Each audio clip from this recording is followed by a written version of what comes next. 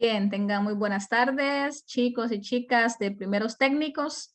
Bienvenidos a la clase de lengua y literatura de este día. Espero que estén muy bien, que hayan pasado un buen periodo de vacaciones. Yo sé que este tiempo de vacaciones se pasa súper rápido y que uno quisiera tardarse un poquito más en el descanso, pero ni modo, todo lo bueno termina rápido, pero ya estamos de regreso. Espero que hayan cambiado por lo menos un poquito su rutina en el sentido de haber descansado, dormido, jugado, que hayan visto tele o que hayan salido probablemente con sus familiares y que pues eso los haya hecho recargar sus energías, recargar sus baterías para estar ya con todos los poderes en esta semana de clases que nos queda del tercer periodo y luego pues vamos a la semana de exámenes o a las semanas de exámenes, mejor dicho. Así que les presento ya la agenda para el día de hoy. Siempre pedirles tengan a la mano su cuaderno y su libro. Recuerden que vamos siempre tomando información de ambas, aunque ahora yo traigo una presentación donde les he colocado la información más importante del tema para poder ir avanzando un poco más rápido, pero de igual manera habrá algún momento en el que vamos a hacer referencia a la información del libro, así que ténganlo a la mano y yo les voy a ir indicando en qué momento vamos a ir trabajando con él. ¿Qué vamos a hacer entonces para hoy? ¿Qué tenemos en nuestra agenda? Para comenzar, vamos a hacer la portada de la unidad número 6. Ahora vamos a desarrollar ya la primera parte del contenido, así que el tiempo para la portada tampoco va a ser muy extenso. Luego vamos a presentar el contenido del indicador de logro. Les voy a decir cuál es el tema que vamos a desarrollar. Vamos a ver cuál es el objetivo, cuál es el indicador de logro de dicho tema. Luego vamos a hablar de la reflexión que nos corresponde a este día.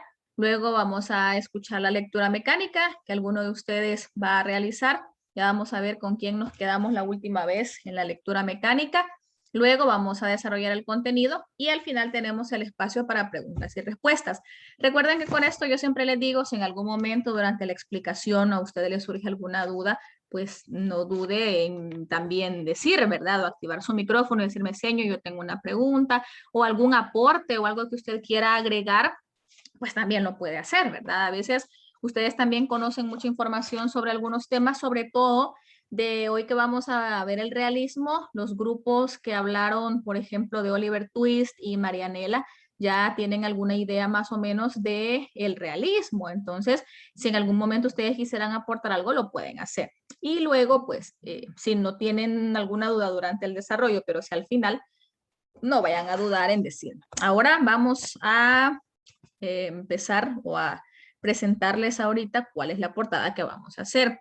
Si se fijan, tenemos unidad número 6 y el nombre es Literatura del Realismo. O sea que hoy empezamos o reanudamos clases después de las vacaciones con una unidad nueva de la cual no vamos a desarrollar muchísimos contenidos, pero vamos a desarrollar dos que son los más importantes o los que más nos interesa priorizar. El primero de ellos es el del realismo. Si ustedes se fijan aquí a la izquierda, pues tenemos dos imágenes. No les voy a pedir que hagan un dibujo súper ultra artístico en poco tiempo, porque no les voy a dar mucho tiempo para hacer la portada, pero sí les pido que hagan una ilustración acorde el nombre de la unidad. Si a alguien le llamó la atención Oliver Twist o Marianela y quiere dibujar algo relacionado a eso o a las características que ya ustedes escucharon mencionar de sus compañeros, pues lo puede hacer, ¿verdad? Haga un dibujo que la portada le quede bonita. Este dibujo de aquí abajo a la derecha no es para que ustedes lo hagan, sino que es porque hay un audio ahí que yo les voy a compartir, un sonido, una musiquita instrumental para que mientras ustedes hacen la portada esté sonando eso. Y de esa manera, pues no estar tan en silencio, ¿verdad? O en completo silencio haciendo la portada y tendrán alrededor de 3 o 4 minutitos para hacerlo. O sea que tampoco tendremos muchísimo tiempo para la portada porque me interesa avanzar con las otras partes de la agenda. Así que el momento ahorita es para hacer la portada de la unidad número 6. Así que manos a la obra, si tienen colores, lapiceros de colores, plumones o lo que sea que lo haga ser creativo, pues adelante, que le quede bonita esa portada. Yo voy a reproducir el audio de aquí abajo para que usted escuche, pero inspírese, ¿verdad?, a hacer su portada. Y luego ya seguimos con el desarrollo del tema.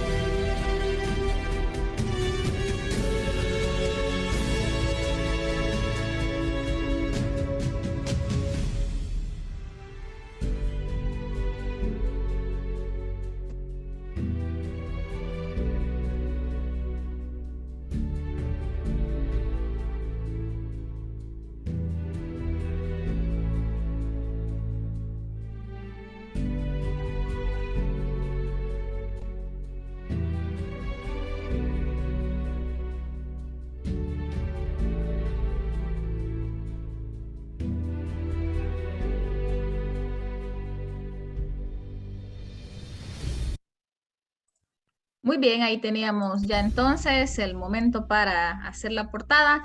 Es probable que no la hayan terminado, pero por lo menos ya el título y algún colorcito, algún dibujito ya pudieron hacer. Ahora vamos entonces a comenzar con el desarrollo del tema. Si ustedes se fijan, ya estoy compartiendo ahí cuál es el contenido. Y el contenido es el contexto del realismo. Si ustedes recuerdan, siempre cuando vamos a empezar un tema de movimiento literario, desde la unidad 1, desde que empezamos el año, partimos hablando del contexto, ¿sí? Porque es importante que tengamos una idea primero o que sepamos más o menos qué estaba pasando en la sociedad, en la cultura, en la economía, en la política de los momentos determinados de la historia para conocer luego las características de la literatura. Entonces, dentro del contexto del realismo hay varias cosas. Si se fijan, hay varios subtemas ahí. Se ve extenso, pero al final todo va trabajando en conjunto, todo actúa en conjunto. La industrialización, la gran ciudad y la cuestión social, el cientificismo y el positivismo. O sea que hoy vamos a trabajar con la parte de los contextos del realismo. Obviamente esto nos sirve para que ya el día de mañana podamos partir y conocer ya específicamente cuáles son las características de la literatura, cuáles son los autores, las obras y la parte ya más literaria, ¿sí? La parte más específica. Y el indicador de logro es, comenta sobre el entorno político, social y cultural del siglo XIX, explicando los fenómenos que influyeron directamente en el nacimiento del realismo. O sea que lo importante aquí es que usted pueda, sin necesidad de estar leyendo en su cuaderno, en su libro, que pueda compartir, que pueda comentar, que pueda expresar o que conozca cuáles fueron los elementos contextuales que marcan el realismo. Tenemos una ventaja y la ventaja es, para comenzar, que tenemos reciente el tema del romanticismo. Entonces habrá algunas cosas del romanticismo que nos van a servir o que nos servirán como base para entender el realismo. ¿Por qué? Porque el realismo va inmediatamente después del romanticismo. Y eso ya lo habíamos hablado en las exposiciones, que el realismo surge en oposición al romanticismo, al exceso de subjetividad, al exceso de expresión del yo, expresión de los sentimientos, la búsqueda de salidas como el suicidio a los problemas. Entonces el realismo es aquel movimiento que aterriza y que dice, bueno, está bien expresar sentimientos, está bien expresar lo que usted en algún momento puede sentir o pensar o lo que su corazoncito diga, pero la realidad también es importante de reflejar. Entonces el realismo surge contra el romanticismo y la idea de hoy es que usted conozca cuáles son esos elementos contextuales y obviamente para ya el día de mañana poder saber o poder avanzar con la otra parte del tema que estará orientada específicamente a conocer cuáles son las características, los autores y las obras realistas. Ahora vamos con la reflexión. La reflexión o las reflexiones de esta semana van a estar orientadas contra o van a estar orientadas para poder manejar nuestro estrés, ¿sí? No digo contra el estrés porque quizás es bien difícil poderlo evitar del todo, pero sí es necesario que aprendamos a manejarlo. Entonces, la frase de hoy dice, la mejor arma contra el estrés es la habilidad de elegir un pensamiento en lugar de otro. Vamos a ver si alguno de ustedes tiene alguna opinión, que quiera activar su micrófono y decir qué opina contra o qué opina respecto a esta frase. Si se le viene algo a la mente o si no quiere activar el micrófono y quiere escribir en el chat, pues también lo puede hacer. Ahora que venimos de un periodo de vacaciones, podríamos decir o podríamos pensar que estamos relajados y que hemos podido descansar un poco y que quizás olvidamos un rato el cole, las tareas, los proyectos, las actividades, los exámenes, pero ahora que volvemos es necesario que sepamos o que entre nosotros mismos discutamos de qué manera podemos prevenir un ataque de estrés o un ataque de nervios o una ansiedad provocada por el estrés. Entonces, ¿cómo es posible o qué quiere decir esto? ¿Qué es la habilidad de elegir un pensamiento en lugar de otro? Veamos, quiero ver si alguien se anima a darme su opinión respecto a la frase. No quiere decir que no nos vamos a estresar, sí, porque creo que eso es imposible, pero sí, este consejo, ¿cómo lo podemos aplicar? Veamos si alguien se anima y alguien comprende o nos dice qué interpreta. Vamos a ver si alguien se anima a decirme qué interpreta. Ahí está, muy bien, ya veo una reflexión de Annelise. Dice, en muchas situaciones llegamos a pensar en muchas cosas a la vez y no solo nos enfocamos en una sola cosa y eso conlleva que tengamos momentos de estrés. Va, perfecto. Me parece muy bien esa reflexión, Anelis. Muchas gracias. A veces queremos abarcar todo de una vez. Tengo esto en la mente, este problema, este otro, este otro, este otro, y a la hora de la hora tengo tantos pensamientos en mi mente o en mi cabeza que no hago ninguno. Entonces no me enfoco en una sola cosa, me oriento y hago que me vaya saliendo bien, sino que no lo tenemos todo en la mente. Me parece muy acertada esa reflexión de Annelise. Gracias, hija, y eso es muy cierto. Es la habilidad de elegir un pensamiento en lugar de otro. No quiere decir que nosotros los vamos a descartar, pero sí es necesario organizar prioridades. Así como lo dice Anneli, imagínense que tenemos 5 tareas para la semana. Una para lunes, una para martes, una para miércoles, una para jueves y una para viernes. Y resulta que el domingo yo estoy preocupado porque el fin de semana me fui de paseo y no hice nada y el domingo a las 6 de la tarde he regresado y tengo que hacer las 5 tareas. Entonces usted se estresa porque hay una, otra y quiere empezar a hacer la del jueves cuando en realidad lo que deberíamos hacer es organizarnos, priorizar y hacerla de lunes, ¿verdad? Entonces me parece muy bien, gracias Anelis por darle esa perspectiva o ese matiz, tomemos ese consejo. No llenemos nuestra mente de tanto pensamiento o de tantas cosas que hacer porque nos llenan de estrés y mejor vayamos dividiendo, vayamos eligiendo este va hoy, este va hoy, este va hoy y de esa manera nos vamos organizando nuestros pensamientos, organizamos nuestras acciones y nos estresamos menos. Así que me parece perfecto. Ahora vamos a hacer la lectura mecánica. Para la lectura mecánica de esta semana o las lecturas de esta semana, vamos a leer la obra que estoy segura que ustedes ya están empezando o ya están terminando o ya la terminaron, que es La chica que mandaba a los hombres por un tubo y es la que se va a evaluar en el examen. Entonces, no sé si, bueno, si me voy a la lista, tendríamos que empezar la ronda de lectura de ECA, de electrónica. Kevin me ha ayudado a leer 2 veces. Entonces, si nos vamos por esa lista, tendría que ayudarme Oscar. Entonces, Oscar, ¿tiene disponibilidad de micrófono para que me ayudes a leer, por favor?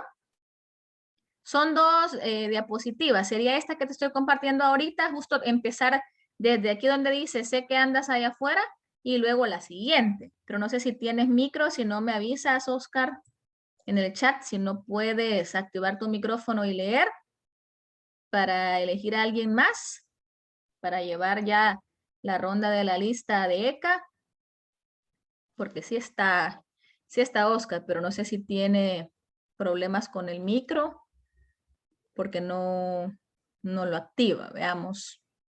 Voy a dar un par de segundos.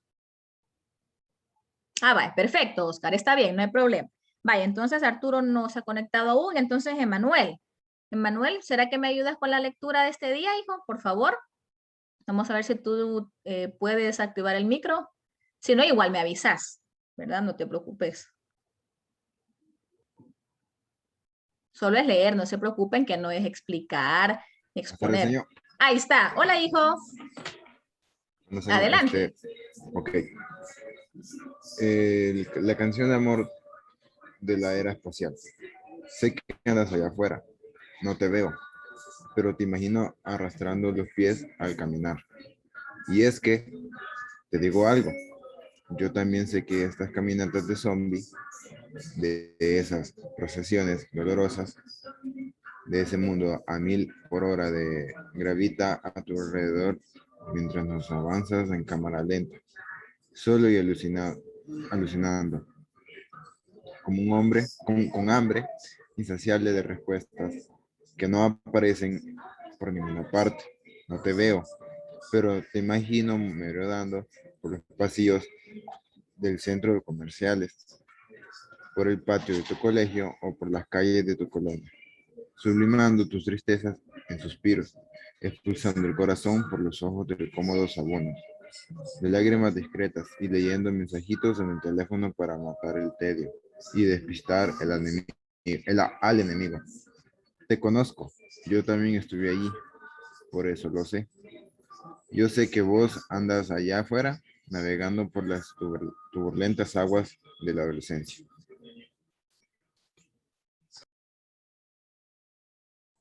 Vaya, continúe, Manuel, por favor. Te conozco, rey del drama, sábelo todo, fallo épico de la especie humana, víctima perpetua del friendzone. Te conozco y sé que suspiras. Y no me digas que no sabes de qué estoy hablando. No me digas. Yo, suspirando, Nel, nada que ver. Yo sé que andas moqueando mocoso.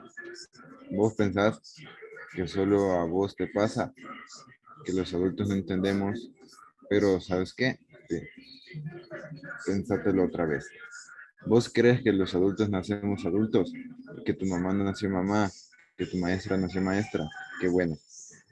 Te voy a decir un secreto sobre nosotros los adultos que muchas veces ni siquiera nosotros mismos terminamos de entender.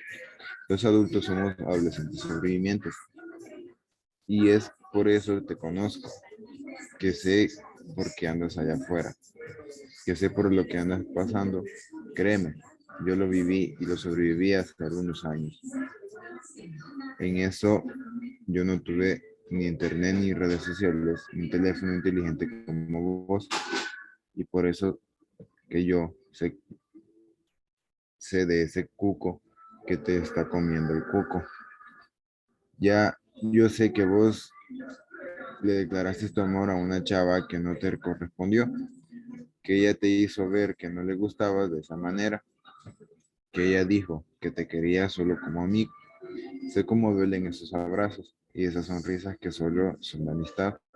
Sé cómo duele el amor. Sé cómo duele el amor de tu vida, sea la chica de alguien más y que vos seas el habitante modelo de la friendzone. De ahí caminatas de zombie, tus procesiones dolorosas, tus deambulaciones por el centro comercial, por por los pasillos del cole o por las calles de la colonia preguntándote por qué. Te conozco, rey del drama, sábelo todo, fallo épico de la especie humana, pequeño experimento estrambótico, sutil, humanoide, con medio cambio entre la infancia y la adultez.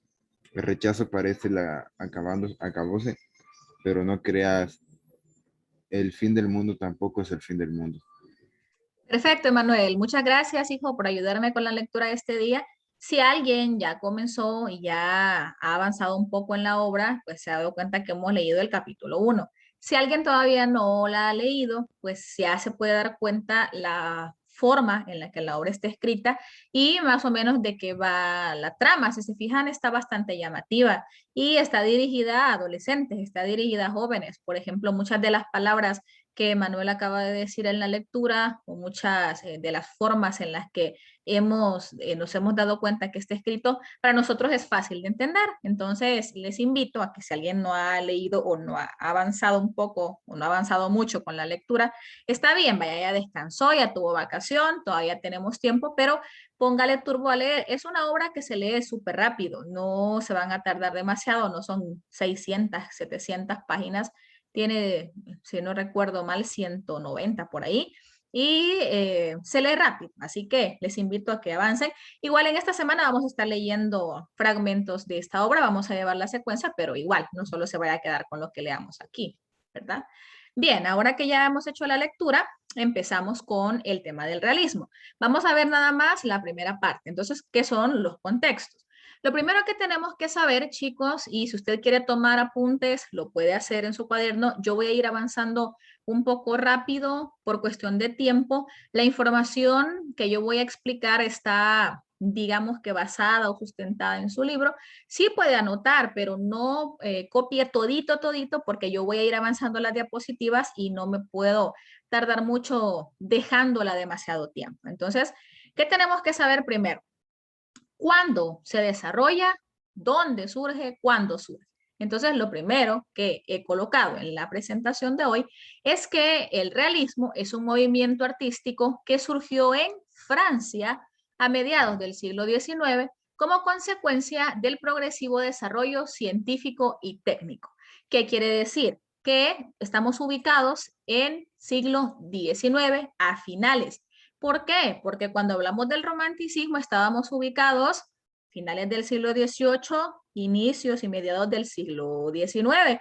Entonces, justo hay un movimiento de transición, hay un momento en el que todavía están en convergencia, digamos, ya de salida el romanticismo y entrando o tomando poder el realismo. Entonces, estamos hablando que surge en Francia, fue una iniciativa surgida ahí a mediados del siglo XIX y que obviamente se vio o se desarrolló gracias a varios sucesos o a varios fenómenos que tienen bastante que ver con la parte científica, con la parte tecnológica, con estos avances que iban a pasos agigantados y que obviamente no generaron en todas las personas una situación o una sensación de felicidad o de alegría, sino que al contrario, empezaron a generar descontento o situaciones desfavorables, que ya vamos a ver cuáles fueron esas condiciones.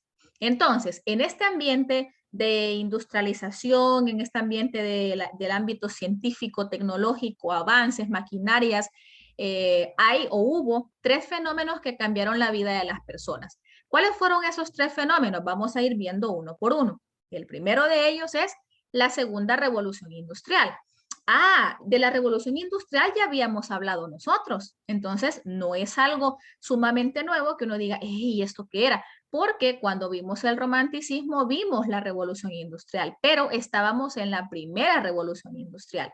Entonces, la segunda revolución industrial es prácticamente una continuación, sí, es lo mismo, consiste en un avance científico, un avance tecnológico, un avance de la industria a gran escala y el desplazamiento de la mano de obra, el desplazamiento de la manufactura como tal, y se puede decir que la segunda revolución industrial se da en Europa, Estados Unidos y Japón entre 1850 y 1870. Si se fijan, estamos hablando de mediados hacia finales del siglo XIX, o sea que estamos ubicados justo en el siglo, justo en el momento del siglo que yo les acabo de mencionar. Entonces, ¿qué pasa en la segunda revolución industrial? Pues se siguen dando adelantos en la parte de la producción en serie, lo que yo les empezaba a mencionar desde la primera revolución industrial, y es que lo que antes en algún momento se desarrollaba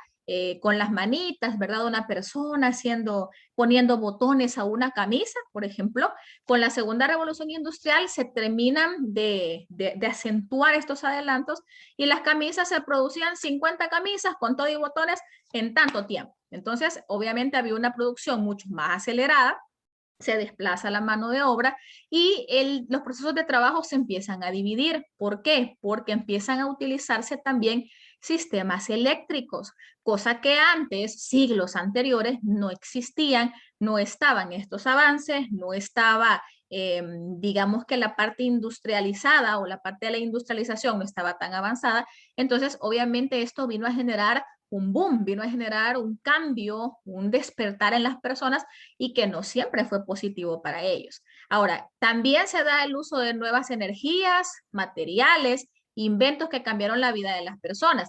Este tipo de cosas todavía, algunos los podemos mencionar hasta nuestros días, como cuáles energías. Podemos mencionar el petróleo, por ejemplo. El petróleo es una de las cosas que todavía seguimos utilizando. El gas fueron elementos que aparecen en la segunda revolución industrial. Materiales como cuáles, el hierro, el cobre, que fueron cosas que en este momento surgen, aparecen, y por supuesto inventos, ¿verdad? Inventos como cuáles, como los colores sintéticos, como el motor de gasolina, como el motor de diésel, como los rayos X, como el teléfono o el telégrafo. Si ustedes se van a su libro, a la página 170, váyanse a su libro, la página 170, solo para irlo ubicando donde estamos, ¿sí? Más o menos por donde vamos. En la página 170 hay un cuadro. Si se fijan en ese cuadrito morado que aparece ahí, tenemos años y en esos años aparecen algunos, o nos menciona el libro, algunos de los inventos que encajan en la parte de la segunda revolución industrial. Colorantes sintéticos que les mencionaba, el convertidor del acero, el dínamo, la dinamita. Imagínense qué impacto pudo haber generado en alguien el hecho, o en las personas, o en las empresas, o en las empresas mineras, el hecho que existiese la dinamita, por ejemplo. Luego el motor de 4 tiempos, el teléfono, el fonógrafo, la locomotora eléctrica, la bombilla, el motor de gasolina, las ondas electromagnéticas, el cinematógrafo, el motor de diésel, el teléfono inalámbrico y los rayos X. O sea que todas estas cosas, todas estas energías, todos estos materiales, todos estos inventos llegan a su máximo esplendor, llegan a su máximo apogeo y revientan en la segunda revolución industrial, que se venían gestando desde la primera, pero que en la segunda se desarrollan mucho más, vienen a generar muchos más cambios en las personas y eso obviamente genera diferentes situaciones o diferentes impactos en el ámbito técnico, en el ámbito científico, en el ámbito económico. ¿Por qué? Porque generó beneficio para algunos, pero generó también una situación dispar o una situación de desventaja para otros. Entonces hubo grandes empresas o grandes potencias que se volvieron colonizadoras en tema industria, como por ejemplo Gran Bretaña, Francia, Estados Unidos, Japón, Alemania, que fueron países que brillaron en ese momento gracias a la revolución industrial, que se volvieron potencias, que ganaron su dinerito, ¿verdad? Que hicieron sus riquezas a costillas de quienes, de los que estaban empleados todavía en estas grandes empresas, ¿verdad? Entonces, la parte del desarrollo científico definitivamente fue el primer elemento contextual que tenemos que mencionar. ¿Cuál es el segundo? El segundo elemento que vamos a mencionar es la urbanización, que es el que estamos viendo ahorita. ¿Qué es la urbanización o en qué consistió? Ustedes saben que tenemos dos elementos, la parte urbana y la parte rural, ¿sí? La parte rural hablamos del campo, hablamos de aquellos lugares donde quizá no hay agua potable, energía eléctrica y todo eso. Entonces, la urbanización consiste o se da cuando las personas empiezan a emigrar de los campos, o sea, de las zonas rurales a las zonas urbanas.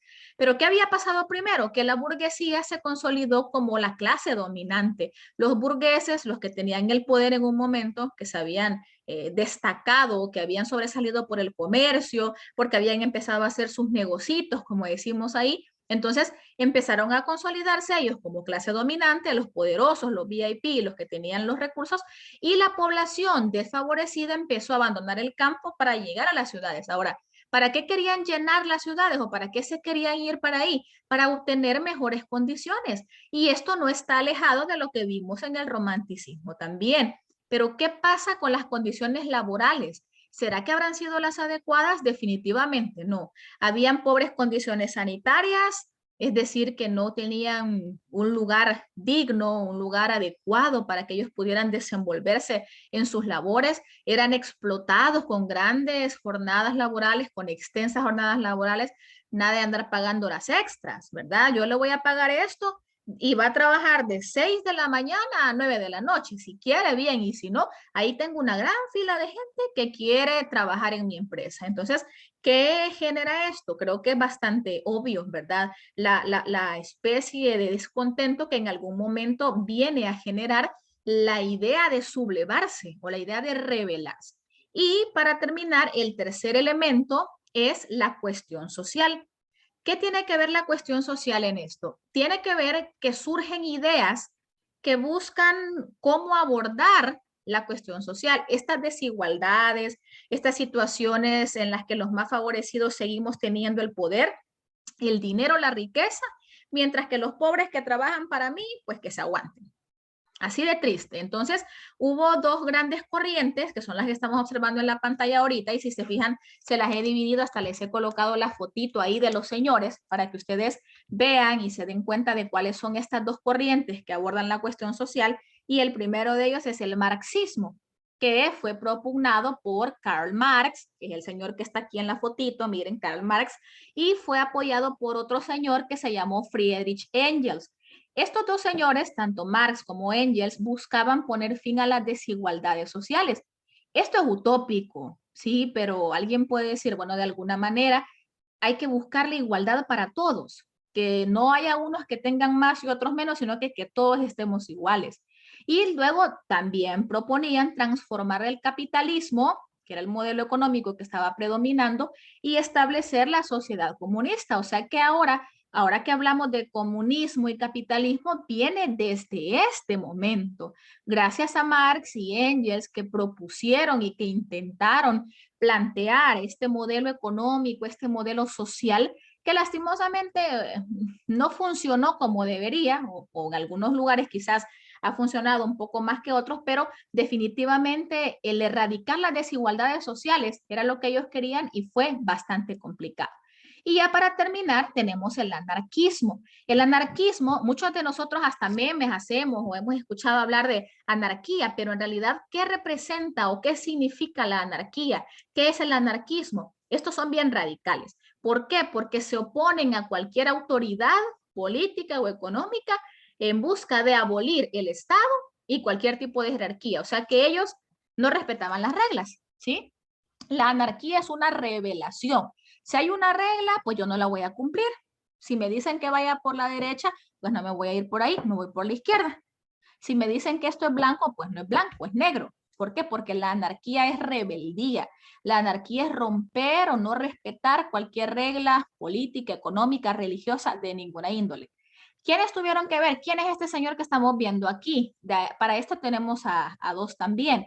Uno se llamaba Mikhail Bakunin, que es uno de los que propuso o de los que tuvo que ver con el anarquismo, y el otro es Pierre Joseph Proudhon. Son nombres raros, igual ustedes lo pueden ver en su libro después, pero nos damos cuenta entonces que estas dos corrientes fueron las que surgen, las que buscan abordar toda la desigualdad social que veníamos viendo gracias a la industrialización, a las revoluciones industriales, a la parte de la urbanización, y obviamente esto generó una pirámide estamental, que si bien es cierto no estaba bien marcada y podemos decir quizás sí, quizás no, pero teníamos a unos arriba con capacidades económicas y adquisitivas y había otros que estaban hasta abajo y que tenían que ver de qué manera luchaban para sobrevivir, para obtener su dinerito, y que obviamente lo que les pagaban tampoco compensaba todo lo que hacían. Entonces, ahora hemos empezado a hablar de la parte contextual. Hemos abarcado la revolución industrial, la segunda, la parte de la industrialización como tal, la urbanización y la cuestión social.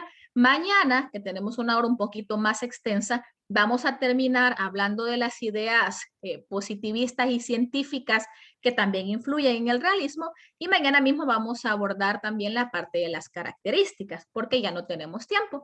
Así que espero que hayamos empezado ya a entrar en sintonía con la parte del realismo, que empecemos a entender y a relacionar. No lo vean como algo, ay, es que el realismo no tiene nada que ver con el romanticismo. Tal vez con las características específicas no, pero contextuales sí hay elementos que venían arrastrados desde el romanticismo y que en el realismo pues se terminan de acentuar y que lastimosamente también terminan de afectar a muchas personas. Así que nos vamos a quedar hasta acá. Les dejo de compartir para que vayan a descansar un ratito. Pedirles siempre que lean la obra. Nos conectamos mañana, entre más puntuales mejor, porque a veces espero un rato para no empezar solo con 2 o con 3, pero entre más rápido nos conectemos, tenemos más tiempo para poder avanzar con los temas, ¿de acuerdo? Ojo para el grupo de Annelies y ojo para el grupo de Oscar, por favor, con el tema de autoevaluaciones y coevaluaciones, y nos vemos mañana, ¿de acuerdo? Gracias a ustedes. Adiós, Annelies. Adiós a todos. Cuídense. Gracias, señor. Adiós. Adiós, señor. Hasta luego, hijos. Cuídense. Feliz tarde. Adiós, señor. Gracias. Adiós, señor, gracias. Bueno, hijos, Gracias, gracias a señor. ustedes. Por nada, Evelyn. Hasta luego.